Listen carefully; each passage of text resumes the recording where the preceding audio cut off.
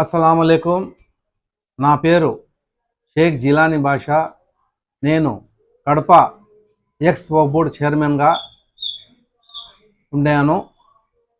మీకు మన ముతవల్లీలకు తెలియజేయడం ఏమనగా,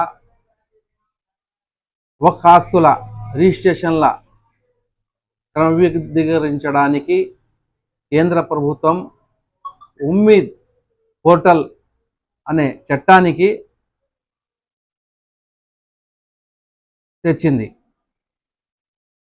ఈ చట్టాన్ని అమలు చేసింది కాబట్టి గతంలో వక్ఫ్ బోర్డు సంస్థలను నమోదు చేసుకున్న మసీదులు, దర్గాలు, శ్మశాన వాటికలు, హజ్ హౌస్లు, పీర్ల చావిడీలు తదితర ఆధ్యాత్మిక కేంద్రాలు ఉన్నవి, వాటికి సంబంధించిన ఆస్తులను క్రమబద్ధీకరించడానికి ఉమ్మీద్ పోర్టల్ కేంద్రం ప్రభుత్వం తప్పనిసరి చేసింది.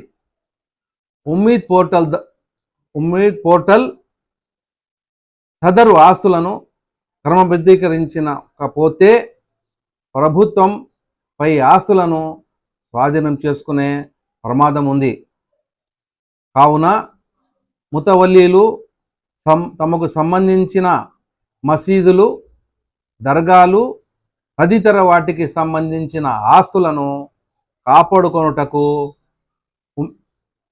డిసెంబర్ అనగా 5/12/2025 తేదీలోపు ఉమ్మీద్ పోర్టల్ ద్వారా మీరు ఆన్లైన్లో మసీదుకు సంబంధించిన కానీ, మరి శ్మశాన వాటికలకు సంబంధించిన కానీ, అదే దర్గాలకు సంబంధించిన వాటికి కానీ, మరి అదే పీర్ల చావడికి సంబంధించిన ఆస్తులను తప్పనిసరి మీరు నమోదు చేసుకోవాల్సిందిగా మీకు ఆన్లైన్ ద్వారా సదుపాయం ఉంది కాబట్టి తప్పనిసరిగా మీరు ఆన్లైన్లో నమోదు చేసుకోండి అని మిమ్మల్ని అందరినీ మనవి చేసుకుంటున్నా.